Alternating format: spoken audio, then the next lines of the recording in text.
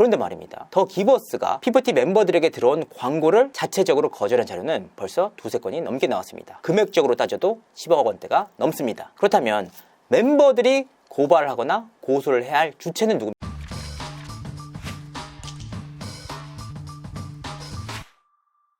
시청자 여러분 안녕하세요. 연예 대통령 이진호입니다. SBS 그것이 알고 싶다에서 피프티 편을 다룬 이후 그야말로 엄청난 후폭풍이 이어지고 있습니다. 대체 왜 핵심과 다른 이야기만 계속 해왔을까? 특히나 어른들의 싸움에 피프티 멤버들이 피해를 보고 있다라는 논지는 좀처럼 납득하기가 힘들었습니다. 사실 이번 피프티 사태 핵심은 간단합니다. 제3의 외부 세력이 정말 피프티 멤버들에게 접근을 해서 그들을 움직였는지, 그들을 움직여서 상표권까지 출원하게 만들었는지. 하지만 그것이 알고 싶다 측은 제3의 외부 세력의 개입에 대해서는 그 의미를 축소하는 한편 멤버들이 피해를 보고 있다라는 내용의 인터뷰로 편집을 진행했습니다. 사실 그 가운데서도 가장 큰 문제는 제작진이 충분히 크로스 체크를 할 수 있음에도 불구하고 하지 않았다는 겁니다. 크로스 체크를 했음에도 불구하고 그렇게 방송을 한 것인지 아예 크로스 체크를 안 한 것인지까지는 파악할 수가 없었습니다. 그래서 오늘 방송을 통해서 그것이 알고 싶다 측에서 제대로 다루지 않았던 핵심적인 내용들을 다시 한번 짚어서 핵심 자료를 추가적으로 공개하도록 하겠습니다. 그 아래서 나왔던 회의록 자료가 되게 주목을 받고 있던데 어떤 내용이었을까요? 자, 제3의 외부 세력들이 실제로 움직였는지를 확인할 수 있는 자료가 그 아를 통해서 나왔습니다. 더 기버스에서 6월 9일 날 자체적으로 회의를 진행합니다. 이 회의를 바탕으로 회의록을 작성하는데요. 이 회의록이 슬랙 자료로 남아 있었던 겁니다. 삭제된 자료를 복구하는 과정에서 이 자료도 함께 찾을 수가 있었는데요. 그 내용을 살펴보면 정말 소름 돋는 내용들이 한두 가지가 아닙니다. 왜냐? 더 기버스에서 피프티 멤버들을 직접적으로 움직였다고 볼 수 있는 자료이기 때문입니다. 이렇게 중요한 자료를 그 아래서는 단 3초간 흘리듯이 내보냈습니다. 그래서 이 자료가 실제로 존재하는지조차 모르는 시청자들이 한두 명이 아니었습니다. 자, 그래서 제가 이 자료를 직접적으로 입수를 해서 확인을 해봤는데요. 실로 충격적이었습니다. 자, 6월 9일 미팅 내용. 새로운 피프티 SNS 계정 새로 만들어서 관리 및 운영이 필요하다. 그리고 이후 병합하는 과정이 필요하다. 자, 이 내용이 왜 소름이 돋느냐? 6월 9일 미팅 내용입니다. 하지만 더 기버스는 올해 5월 31일을 끝으로 피프티 관련한 모든 업무를 종료하게 됩니다. 그런데 그로부터 9일이 지난 이후 피프티의 새로운 SNS 계정이 필요하다라고 짚은 겁니다. 이후에 전 팀장 이관 이슈도 있었는데요. 이 전 팀장이란 인물은 더 기버스 측으로부터 인수인계 업무를 담당했던 어트랙트 직원이었습니다. 그것이 알고 싶다 인터뷰에도 직접 나섰던 인물인데요. 바로 이 부분에 이렇게 적혀 있습니다. SNS 계정의 경우에는 인증번호와 구글 워크스페이스에 대한 이해도가 낮다고 적혀 있습니다. 실제로 확인을 해봤더니 이 전 팀장이라는 인물은 사실 이 업무를 담당하기 직전까지는 구글 워크스페이스에 대한 이해도가 낮았던 것이 사실이라고 합니다. 하지만 인수인계를 맡으면서 구글 워크스페이스에 대한 공부를 했고 실질적으로 6개의 계정이 삭제된 걸 발견하고 관련 내용들을 모두 복구시킨 인물입니다. 그리고 바비 OST의 경우에는 일단 진행하는 것에 긍정적이다. 이렇게 적혀 있습니다. 사실 피프티 멤버들이 아란양의 수술을 기점으로 활동 중단에 들어간 상황이었단 말이에요. 그럼에도 불구하고 바비 뮤직비디오에 대해서는 긍정적이라고 적었습니다. 이후에 업데이트 사항, 비 이사님 이제 전 대표님과 소통을 안 하면 된다. 사실 이 부분이 왜 나왔느냐? 올해 2, 3월을 기점으로 비 이사가 전 대표님을 대하는 태도가 굉장히 문제가 있었다는 지적이 나왔습니다. 이에 전 대표님도 더 이상 견디지 못하고 비 이사와 직접적으로 소통을 못하겠다. 안성일 대표와 직접적으로 소통을 하겠다라고 밝혔다고 합니다. 결과적으로 이 내용들이 반영이 돼서 비 이사가 이제 전홍준 대표와 소통을 안 하면 된다라고 적혀 있습니다. 사실 그렇습니다. 피프티의 SNS 계정 누구 소유입니까? 어트랙트 소유입니다. 외주 용역을 맡았던 업체에서 어트랙트로 넘기는데 새로운 SNS 계정이 필요하다? 무슨 의미입니까? SNS 계정들은 모두 어트랙트 소유이고 일시적으로 관리만 더 기버스 측에 맡겼던 사안입니다. 그런데 새로운 SNS 계정이 필요하다? 구글 워크스페이스에 대한 이해도가 낮았다? 그리고 6개의 계정이 삭제되어 있었다? 그리고 관련 이메일들과 슬랙 메신저들이 삭제가 돼 있었다? 이 모든 것들이 의미하는 것은 뭘까? 그래서 어트랙트 관계자는 이 부분에 대한 자료를 그 알직에 전달하면서 정말 중요한 자료니까 잘 다뤄달라고 수차례 부탁했다고 합니다. 하지만 그 아래서는 이 자료를 단 3초간 흘리듯이 내보냈습니다. 그리고 구체적인 내용조차 제대로 듣지 않았습니다. 그 아래서 갑작스럽게 내부 제보자가 나왔는데 어떤 인물이었을까요? 그렇습니다. 그 아래서 갑작스럽게 내부 제보자가 등장을 해서 관련 진술을 이어갑니다. 이 제보자의 경우에는 더 기버스와 어트랙트와 멤버들을 가까이서 지켜봤다라고 주장을 했습니다. 이 제보자가 주장한 내용들을 정리하면 이렇습니다. 애들은 잘못이 없다. 몇 년이고 지하에서 연습한 것밖에 없다. 안성일 대표는 IP 사업을 하겠다고 했다. 투자를 받아서 걸그룹을 만들 거니까 피프티는 그만하겠다고 했다. 전홍준 대표는 단 한 번도 월말 평가에 온 적이 없었다. 여기서 의아한 지점들이 한 가지 있습니다. 사실 대형 기획사의 연습실도 다 지하에 있습니다. 아무래도 소음 문제 때문에 지하에서 멤버들이 연습을 하게 돼 있습니다. 그런데 굳이 피프티만 지하에서 힘들게 연습을 했다라고 짚고 있습니다. 그리고 관련 주장들도 의아한 지점들이 한두 가지가 아닙니다. 더기버스와 어트랙트와 멤버들을 다 지켜봤는데 멤버들은 제가 없다. 그리고 안성일 대표는 새롭게 투자를 받아서 걸그룹을 론칭하겠다고 했다. 피프티는 그만하겠다고 했다. 하지만 전홍준 대표는 알려진 것과 달리 국민 아빠처럼 아이들 대하지 않았다. 월말 평가에 한 번도 온 적이 없다. 라고 폭로를 했습니다. 이 내용이 과연 사실일까? 대체 어떤 인물이길래 이 세 개의 집단과 가까이 지켜볼 수 있는 관계였던 걸까? 이 부분에 대해서 어트랙트 측에 확인을 해봤습니다. 그런데 어트랙트 측에서는 이 인물 자체를 모르는 사람이라는 겁니다. 어트랙트와 컨택한 적이 전혀 없는 인물이었다. 더욱이 전홍준 대표에게 월말 평가에 단 한 번도 오지 않았다라고 짚었는데요. 이 부분은 사실과 달랐습니다. 전홍준 대표는 모든 월말 평가에 참여를 했다라고 밝혔습니다. 더욱이 본인이 없다면 월말 평가 자체가 진행되지 않았다고 합니다. 왜냐하면 2달에 한 번씩 있는 월말 평가를 통해서 연습생 자체를 한 명 한 명씩 줄여나가는 상황이었기 때문에 본인이 직접 참석을 해서 멤버들을 하나하나 발굴하고 최종적인 멤버 선택을 했다는 겁니다. 실제로 이 부분은 전홍준 대표가 직접 찍은 핸드폰 영상을 보내오기도 했었는데요. 자, 여기서 그것이 알고 싶다 제작진이 실수한 부분이 뭘까? 사실 이 제보자의 경우는 충분히 주장을 할 수가 있습니다. 그런데 이 부분에 대해서 어트랙트 측에 충분히 확인할 수 있지 않습니까? 이런 제보가 있는데 전홍준 대표가 정말로 월말 평가에 한 번도 오지 않았느냐? 라고 물어볼 수 있는 위치였습니다. 하지만 그것이 알고 싶다 제작진은 이와 같은 질문을 어트랙트 측에 남기지 않았다고 합니다. 이런 상황 속에서 어트랙트에 치명적으로 악영향을 끼칠 수 있는 제보자의 말을 검증 없이 그대로 내보냈다. 외부 세력이 개입했다는 핵심 템퍼링 자료가 있다고 하던데 슬프게도 이 자료 역시 어트랙트 측에서 그할 제작진에게 넘겼다고 합니다. 자, 어떤 자료냐?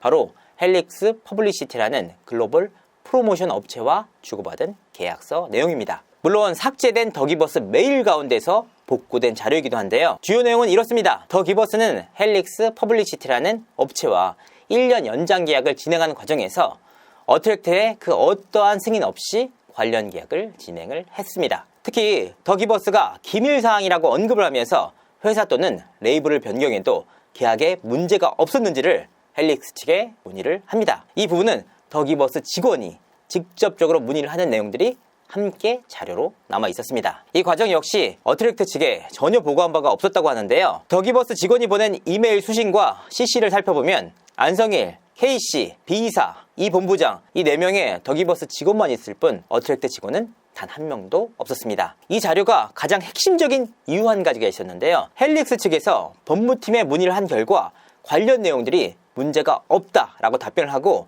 이후 더기버스와 연장 계약서를 주고받으면서 쌍방 날인을 합니다. 날인을 하는 것까지 큰 문제가 없잖아요. 그런데 이 핵심적인 계약서에는 어떻게 날인돼 있었느냐? 더기버스의 인감 도장이 아닌 어트랙트의 인감 도장이 날인돼 있었습니다. 어트랙트에게는 일체의 보고도 없었다는 점에서 범죄 혐의가 짙어지는 행위인데요. 이 부분에 대해서 결정적인 내용이기 때문에 어트랙트 측에서는 그것이 알고 싶다 제작진에게 이 자료를 제출했다고 합니다. 하지만 앞서 말씀드린 대로 그것이 알고 싶다 측은 이 자료를 전혀 다루지 않았습니다. B 이사가 피프티 멤버들에게 25억이 쓰였다라고 얘기했는데 이건 사실인가요? 자, 그할 측에서는 치과 치료를 이유로 인터뷰를 거절한 안성일 대표 대신 B 이사가 직접적으로 전면에 나서서 관련 내용들을 반박하고 나섰습니다. 특히나 어트랙트 측에서 피프티 멤버들에게 쓰인 금액을 두고 말들이 나왔는데요. 가장 핵심적인 부분은 이렇습니다. B 이사는 어트랙트 측에서 피프티 멤버들에게 쓰인 돈이 25억 정도라고 선을 그었습니다. 의아하잖아요. 왜냐하면 최초로 80억이 쓰였다라는 내용이 나왔고 실질적으로 쓰인 금액은 60억이다 라는 말들까지 나왔단 말이에요. 그렇다면 60억과 이 25억 그리고 80억은 굉장히 큰 괴리가 있잖아요. 대체 어떤 문제가 있길래 이 부분에 대한 서로의 오해가 이렇게 클까? 그래서 그 내용을 한번 살펴봤습니다. 대체 B 이사는 왜 25억밖에 멤버들에게 쓰이지 않았다고 하는 걸까? 여기서 B 이사가 노력한 한 가지가 있었습니다. 어트랙트 측에서 더 기버스 측에 지불을 한 외주 용역비입니다. 이 금액이 5억에서 6억에 달한다고 하는데요. 본인들에게 들어간 비용은 전혀 계산하지 않고 멤버들에게 직접적으로 들어간 돈이 25억이다 라고 짚은 겁니다. 사실 어트랙트 측에서도 분명하게 짚었습니다. 총 투자 규모는 80억 원 정도다. 그리고 60억 정도가 직간접비로 쓰였고 30억이 직접비로 쓰였다. 그러니까 어트랙트 측에서는 수차례 얘기를 했습니다. 직접적으로 멤버들이 갚아야 될 돈은 30억이다. 30억의 손익분기를 넘으면 회사 7, 멤버 3으로 정산이 진행이 된다 라고 수차례 밝혔습니다. 사실 어트랙트 측에서 이 부분을 공식적으로 밝혔단 말이에요. 그러니까 이 30억 이상을 멤버들이 갚아야 한다면 계약 해지 사유입니다. 그런데 정작 멤버들 측은 60억이다, 80억이다를 주장하고 있습니다. 이 부분에 대해서는 간접비가 될 거 아닙니까? 피프티라는 멤버를 탄생시키는 데 있어서 직원들의 월급도 들어가고 회사 운영비도 다 들어갈 거 아닙니까? 이 간접비가 함께 포함된 금액인데 멤버들은 본인들과 상관없는 직접비를 제외한 간접비에 대해서도 문제 제기를 하고 있다. 그 가운데서도 B 이사는 더 기버스 측에 지불된 외주 용역비를 빼고 25억만 방송에서 이야기를 했다. 그렇다면 더 기버스에 지불된 돈 어디 갔습니까? 자, 여기서 의문이 드는 또 한 가지 내용이 있습니다. 뭐냐?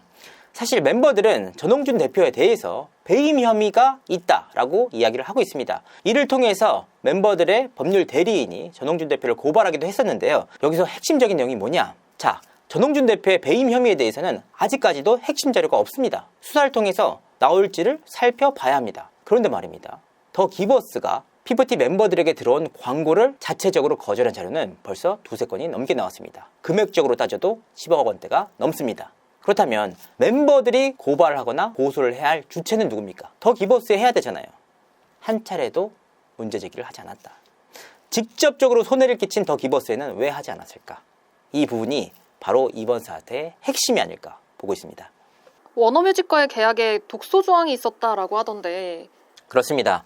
이 부분 역시 그것이 알고 싶다 측에서 제대로 다루지 않았던 한 가지 내용입니다. 사실 이 내용 자체는 다루기는 했습니다. 어트랙트가 워너뮤직 레코드와 6월 19일 날 계약서에 사인을 하기로 했는데 결과적으로 하지 않았다라는 내용이었습니다. 그러면 정말 어트랙트 측은 6월 19일 날 워너뮤직 레코드 측과 성급급 계약을 하게 돼 있었을까? 이 부분은 사실이 아니었습니다. 그 이전부터 관련 서류들이 다 준비가 돼 있었고 최종적으로 어트랙트 측에 그 계약서까지 보내졌다고 합니다. 그러니까 전홍준 대표가 도장만 찍으면 이 계약에 효력이 생기는 상황이었습니다. 하지만 그럼에도 불구하고 전홍준 대표는 계약서에 쉽사리 도장을 찍지 못했습니다.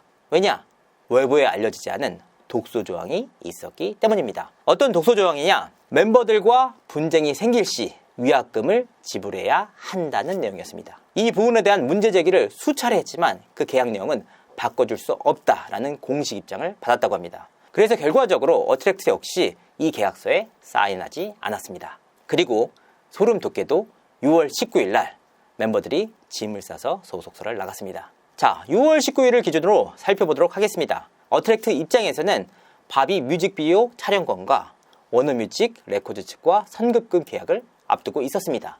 이 두 가지 중에서 한 가지라도 실책을 했으면 거액의 위약금을 물어주고 멤버들까지 보내줄 수밖에 없는 상황이었다. 이런 상황이었기 때문에 어트랙트 측은 그것이 알고 싶다와의 인터뷰를 통해서 이 독소 조항 부분에 대해서 수차례 강조를 했다고 합니다. 이런 내용들이 있었기 때문에 날이 날 수가 없었다. 그렇다면 대체 어트랙트 측에서는 이 부분에 대해서 왜 이렇게 민감한 반응을 보였던 걸까? 일반적인 선급금 계약을 할 때 다 있는 조항일 수도 있잖아요. 하지만 아니었습니다. 이 부분은 어떤 부분에서 알 수 있느냐? 적어도 인터파크 뮤직과 선급금 계약을 할 때는 전혀 없었던 조항이라고 합니다. 그리고 다른 부분에 대해서도 확인해 본 결과 이 부분이 독소 조항이라는 결론을 내렸다고 합니다. 이런 부분들을 그알 제작진 측에 수차례 강조했지만 어떤 배경인지 몰라도 전혀 다루지 않았습니다. 사실 앞서서도 짚어드렸지만 멤버들이 직접적으로 출연해 나선 상표권 문제 역시 굉장히 핵심적인 내용이었습니다. 하지만 그것이 알고 싶다 측에서는 이 부분에 대해서 전혀 다루지 않았는데요. 이 부분에 대해서 핵심적인 제보 하나를 받을 수가 있었습니다. 그것이 알고 싶다 측과 인터뷰를 한 인물이 한 명 있었습니다. 이 인물이 직접적으로 인터뷰를 진행하면서 멤버들의 상표권 문제들을 집중적으로 짚었다고 합니다. 그러니까 이 뜻이 뭐냐? 제작진들도 멤버들의 상표권 문제를 인지할 수밖에 없었다는 겁니다. 하지만 결과적으로 이 인터뷰에 나섰던 인물의 인터뷰는 통편집으로 날아갔습니다. 전부 다 다루기 좀 시간이 없어서 그랬다라고 생각할 수도 있는 거 아닐까요? 맞습니다. 전부 다 다루기 어려워서 그냥 스킵할 수도 있습니다. 하지만 상표권 문제는 멤버들이 주체적으로 나섰는지 아닌지 그리고 제3의 외부 세력이 개입되는지를 확인할 수 있는 핵심 오브 더 핵심적인 사안이었습니다.